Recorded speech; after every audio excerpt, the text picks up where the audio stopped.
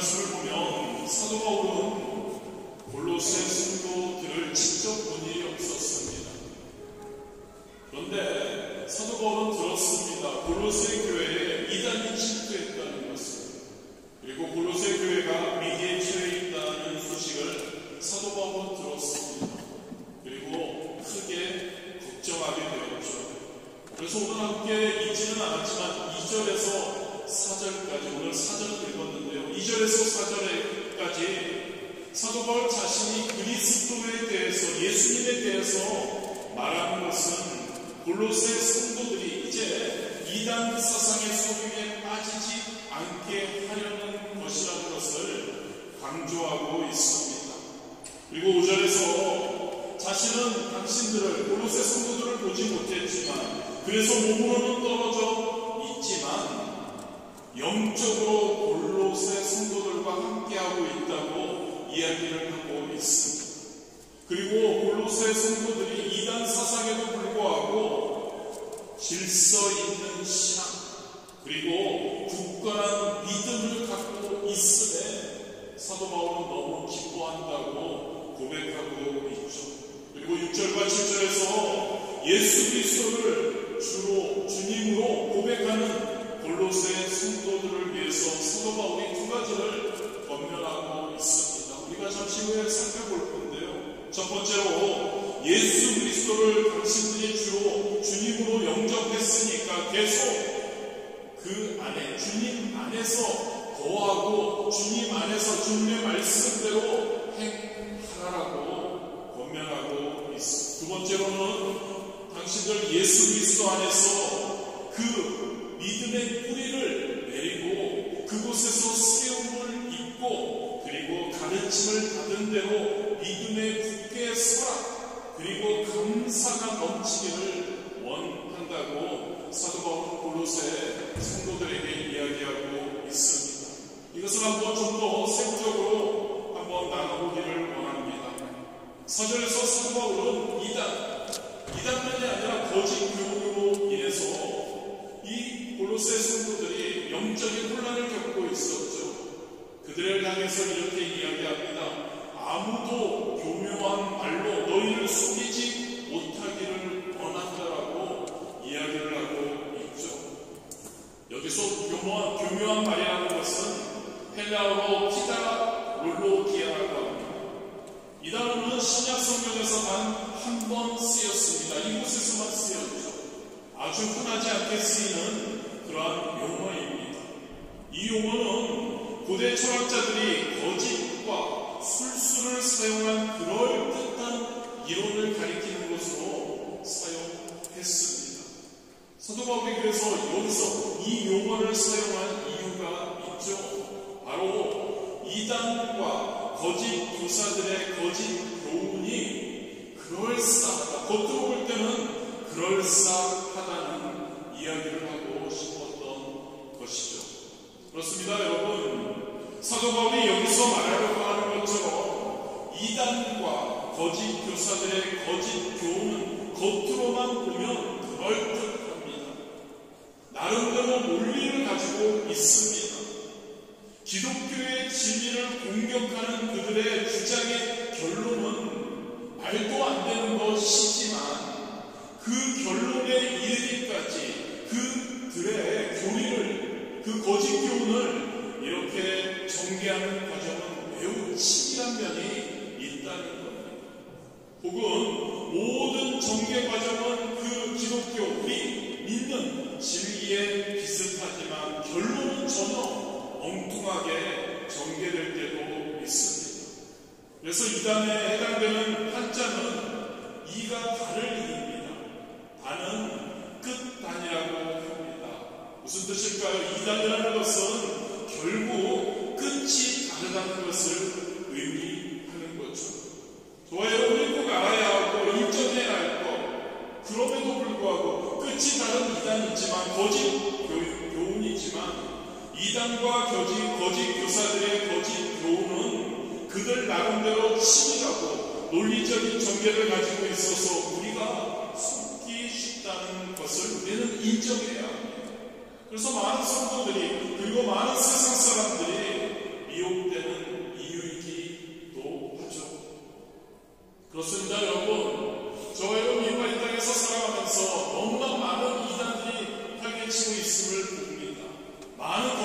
교사들이 거짓 교훈을 가리키는 것을 많이 봅니다. 그런데 저와 여러분, 이 이단들, 우리가 우리 주변에 그러한 사람들이 있다고 해서 만만하게 봐서는 안 된다는 거죠. 경계해야 합니다.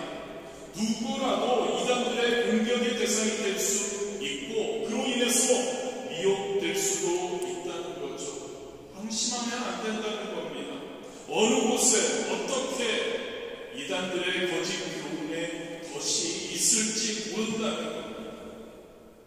저와 여러분, 이 덫을 분명히 피해야 합니다. 그것을 피하기 위해서 무엇보다도 저와 여러분이 믿고 있는 예수 그리스도에 대한 확고한 믿음이 있어야 할 줄 믿습니다. 그 예수 그리스도에 대한 확고한 지식이 우리에게 있어야 하죠. 그리고 그 이단과 대응하려는 우리는 확실한 적극적인 자세를 우리는 가지고 있어야 합니다. 이를 위해서 우리는 지속적으로 하나님의 말씀을 공부해야 하죠. 하나님의 말씀을 연구해야 합니다. 무슨 말일까요, 여러분? 하나님의 말씀으로 충만해야 할 줄 믿습니다. 우리에게 들려지는 어떤 누군가를 통해서 전해지는 그러한 것들도 과연 그것이 맞나를 우리는 성경을 통해서 늘 검증할 수 있어야 합니다.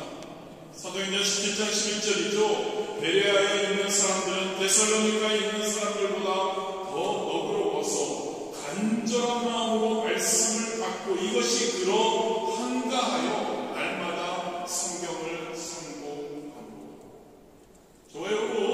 저와 여러분이 믿는 것에 대한 확신이 있어야 합니다.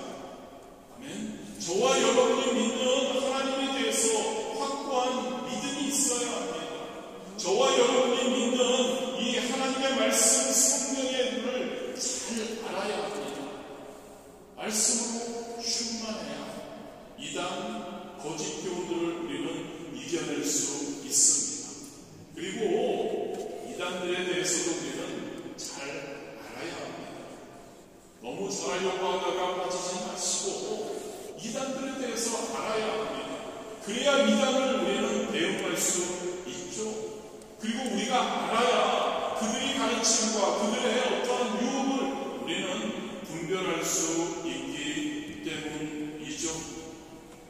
특별히 지난주부터 여러분들에게 공지를 드리지만 이번 화요일에 이단 대책 세미나가 있습니다.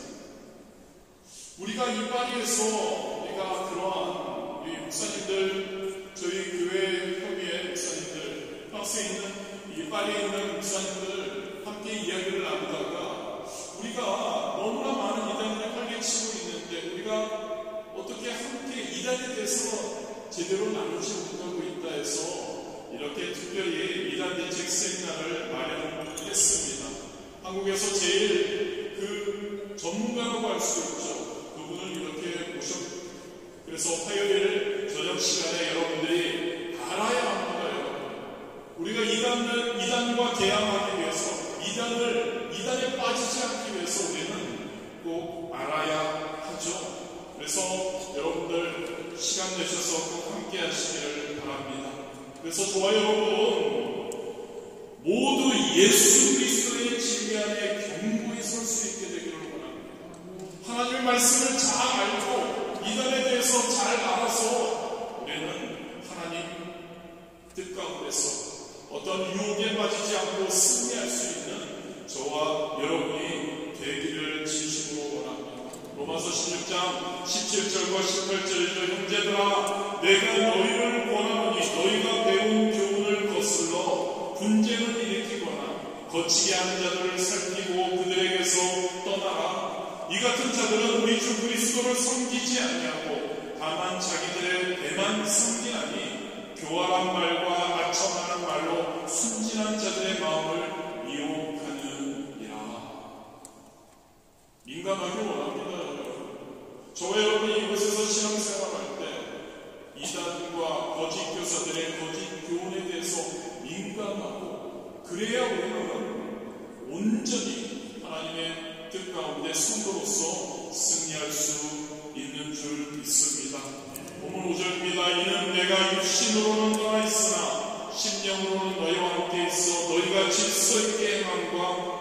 그리스도를 믿는 너의 믿음이 굳건한 것을 기쁘게 봄이라. 사도 바울은 이 이단에 대해서 걱정을 많이 한다고 하고, 그리고 이렇게 이야기합니다. 너희들이 이단과 그런 거짓 교훈의 유혹에 잘 대처했다고, 기뻐한다고 이렇게 이야기를 하고 있죠. 여기서 저와 여러분이 주목할 단어 두 가지가 있습니다. 질서와 굳건한 것. 골로새의 그 성도들이 그 신앙을 이렇게 표현한 겁니다. 그들이 질서 있게 행하고 그리스도를 믿는 너의 믿음이 굳건한 것. 이 두 가지의 단어는 군대 용어라는 사실을 우리가 기억해야 합니다. 질서에 해당하는 헬라어 탁시스는 원래 균열이나 흐트러짐 없는 군대의 그 행렬을 의미했습니다. 굳건한 것에 해당되는 헬라어 스테레오마 역시 군대 용어로서 견고한 전선을 가리킬 때 사용하는 말이었습니다. 이것은 골로새 성도들, 그 교회에 부어닥친 그러한 거짓 교훈의 그 공격 속에서도 골로새 성도들이 신앙을 굳게 온전히 지켰음을 이야기해 줍니다. 치열한 그러한 영적 전쟁에서 이단의 공격과 유혹에도 불구하고 그들은 그리스도의 신앙을 지켰다는 것을 이야기해 주고 있죠.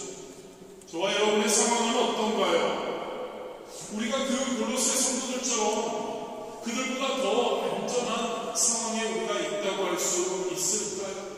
저와 여러분의 온전한 신앙을 지키기 위해 하나님의 뜻대로 하나님을 기쁘시게 이웃을 기쁘게 하기 위해 살아가는데 저와 여러분 방해가 없나요? 공격이 없나요? 이단과 거짓 교훈 그 예만 들어도 오늘날 저와 여러분이 살고 있는 이 세상이 더 안전한 상태라고 말할 수는 없을 겁니다. 그 당시보다, 초대교회 당시보다 더 그러한 이단과 거짓 교사들이 더 많다면 많다고, 더 조직화되었다면 되었다고, 그리고 치밀해졌다고 우리는 할 수밖에 없습니다. 여기도 있죠. 선, 기, 그런 거. 사탄주의, 물질 만능주의, 뉴 에이지, 포스트 모더니즘, 그리고 그 밖에 다양한 이단들 너무나 많이 있습니다. 2000년 전보다 몇 배, 아니 몇십 배 더 그들은 치밀하게, 치열하게 우리를 공격해 오죠. 절대 안전하지 않는 것을 우리는 알 수 있습니다.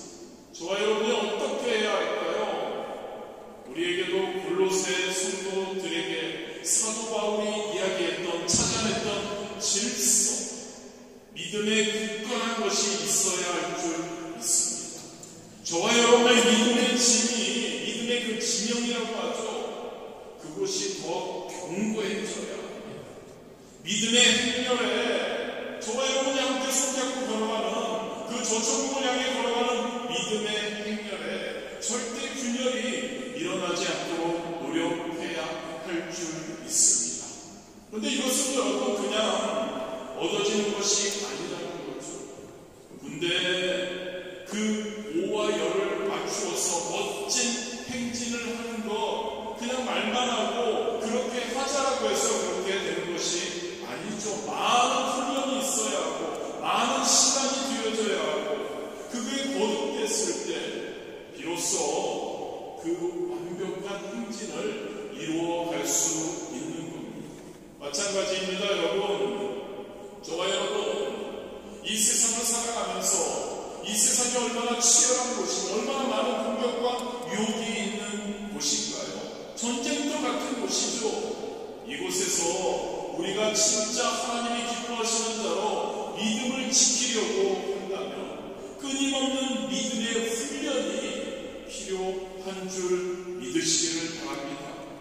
아브라함이 그랬고요. 모세, 이삭, 야곱, 요셉, 여호수아 등 성경에 나온 모든 믿음의 사람들, 그들 중에 어느 누가 훈련 없이 그러한 온전한 믿음을 소유했나요? 단 한 명도 훈련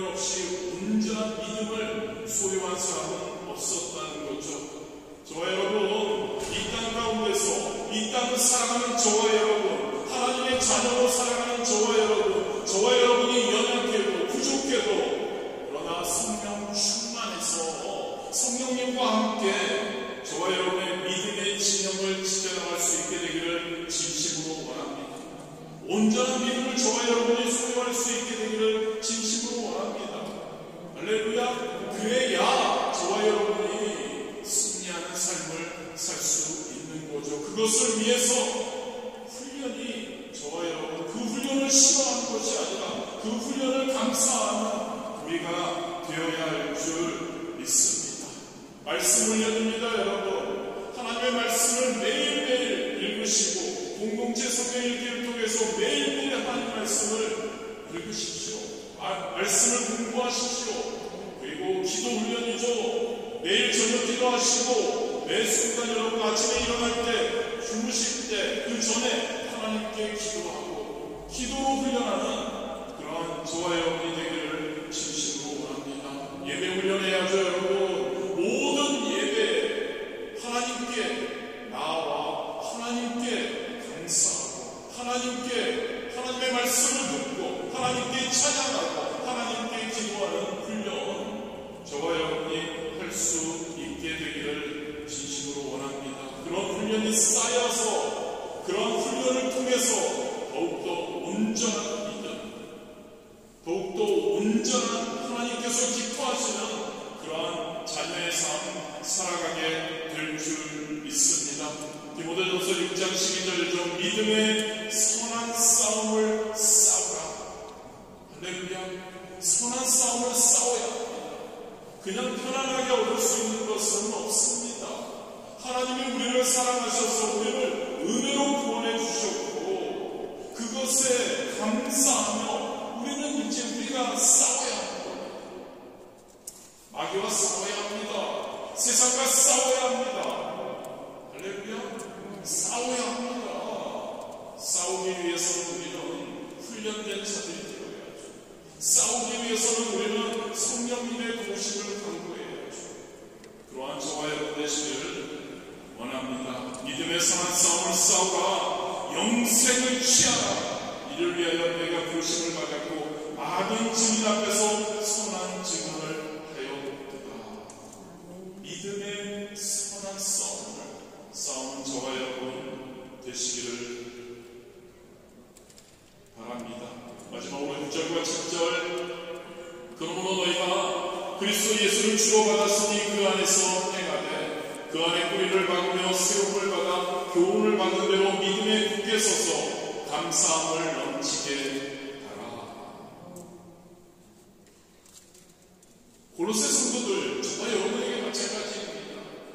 우리가 가져야 할 믿음의 목표에 대한 비전을 사도 바울은 제시하고 그리고 그들이 어떻게 해야 할지를 설명하고 있는 거죠. 개인이, 교회가 그리스도 안에서 온전한 믿음을 가져야 한다는 것을 사도 바울은 제시하고 있는 겁니다. 그래야만 하나님이 기뻐하시는 자로 승리하는 삶을 살 수 있다라고 말하고 있는 거죠. 그런데 여러분, 이 사도 바울이 이렇게 골로새 성도들에게 그리고 저와 여러분에게 말해주는 그 방법, 그 비전, 행해야 할 것, 그것의 성공과 실패는 과연 누구의 몫일까요? 사도 바울이 그런 교훈을 했고 사도 바울에 의해서 우리가 그러한 삶을, 온전한 믿음의 삶을 살 수 있나요? 아니죠. 바로 저와 여러분에게 달려있다는 것을 기억하기를 원합니다. 이 사도 바울이 원하는 온전한 믿음의 삶, 승리하는 성도의 삶은 바로 저와 여러분에 의해서 이루어진다는 것을 우리가 꼭 기억해야 할 줄 믿습니다. 아무리 누군가가 신앙의 믿음의 유익을 주는 진리의 교훈을 해준다고 할지라도 그것에 대한 그 듣는 사람의 반응이 없다면 그것은 그 너무나 좋은 것들, 진리의 말씀, 생명의 말씀도 아무 유익이 없다는 거죠. 6절과 7절을 읽고서 그래 인생을 살면서 예수 그리스도 안에 나는 거해야 돼. 예수 그리스도 안에 뿌리를 박아야 돼. 그리고 예수 그리스도 안에서 세움을 받아야 돼. 그리고 믿음에 굳게 서야지. 이것이 너무 중요하다는 것을 아는 것으로 끝난다면 그 사람에게 이 좋은 말도 권면도 아무 유익을 주지 못한다는 거죠.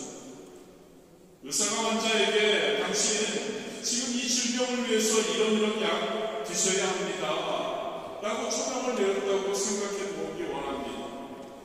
환자가 그 처방을 듣고서도 약을 복용하지 않는다면 의사의 처방이 그 환자에게 아무 유익이 없다는 것을 우리는 압니다. 환자가 의사의 처방을 들었다면 그 처방대로 약을 복용해야 하죠. 그래야 그 처방이 그 사람에게 유익이 되는 것이죠. 신앙생활도 마찬가지인 것 같습니다. 여러분, 거짓 교도로 분쟁이 일어나고 낙담해서 그리스도를, 예수 그리스도를 떠나는 사람들에게 사도 바울이 지금 처방을 내렸습니다. 그리고 저와 여러분에게 진짜 온전한 신앙생활을 하기 원하는 저와 여러분에게 처방을 내렸습니다. 예수 그리스도 안에 거해라.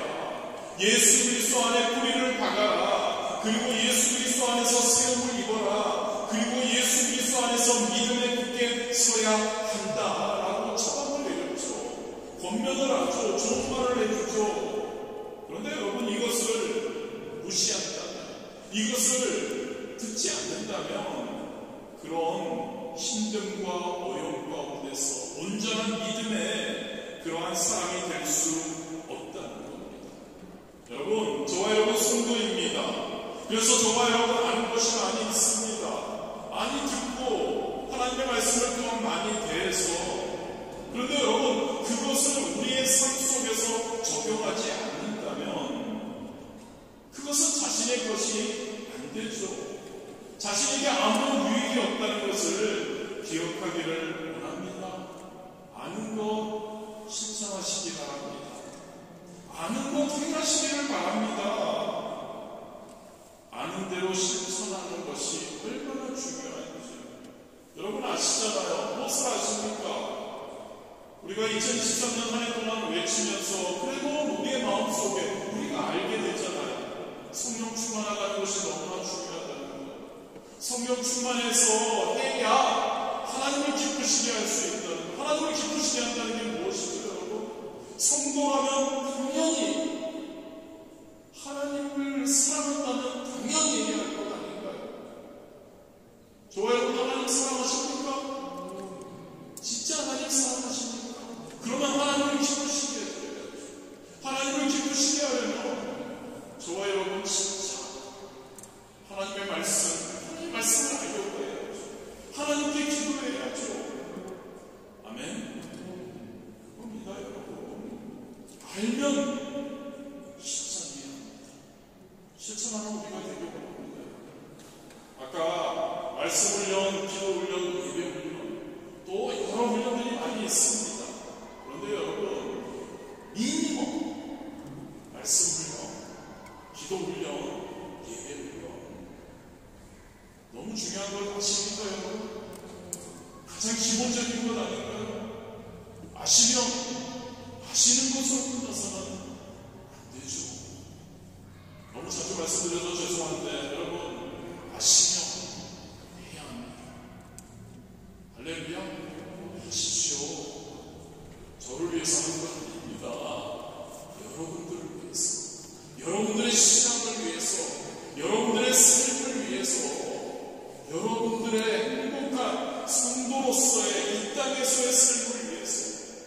여러분들이 얼마나 이 땅에서 아무리 행복하려고 하고 아무리 잘하려고 하고 성공하려고 해도 쉽지 않잖아요.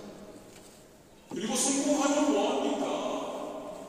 그 뒤에 오는 여러분 얼마나 허무함이, 그런 것으로는, 세상적인 것으로는 우리에게 만족을 주지 못하는 건 너무나 잘 압니다. 행복을 주지 못하는 건 너무나 잘 아시지 않습니까? 행복하게 살아야 하는데, 저 천국을 바라보며 행복하게 살아야 하는데 행복하지 못하잖아요. 왜요? 하나님을 기쁘시게 하지 못합니다. 하나님을 진짜 사랑하지 못합니다. 저와 여러분 진짜 하나님을 사랑할 수 있게 되기를 원합니다. 말로만이 아니라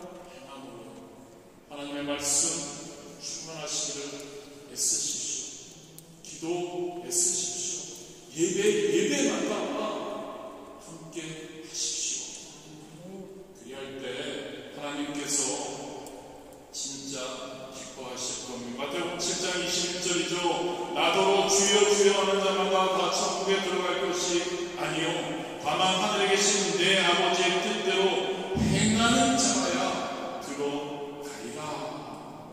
아는 것도 중요하지만 그 아는 것에 행함이 따르지 않는다면 소용이 없다는 말씀입니다.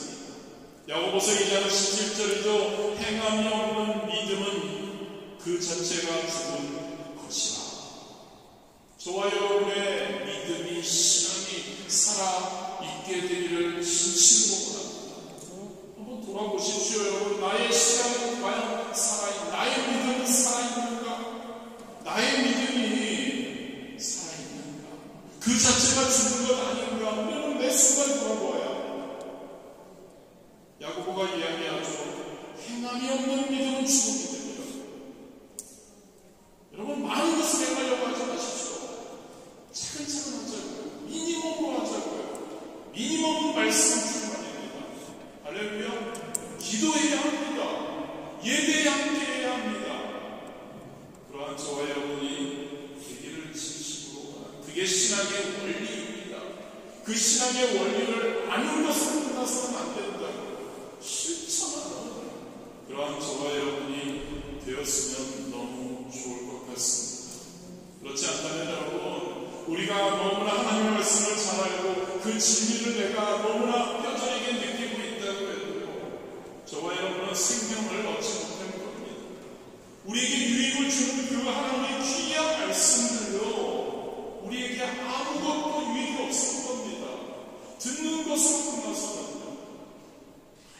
실천할 때 좋은 말씀, 그 말씀을 우리가 붙들고 그 말씀을 실천할 때, 행할 때 우리에게 놀라운 유익이 넘치게 될 줄 믿습니다. 야고보서 2장 14절 말씀으로 말씀 가운데 내 형제들아, 만일 사람이 믿음이 있노라고 행함이 없으면 무슨 유익이 있으리요? 그 믿음이 있느니 자기를 구원하겠느냐?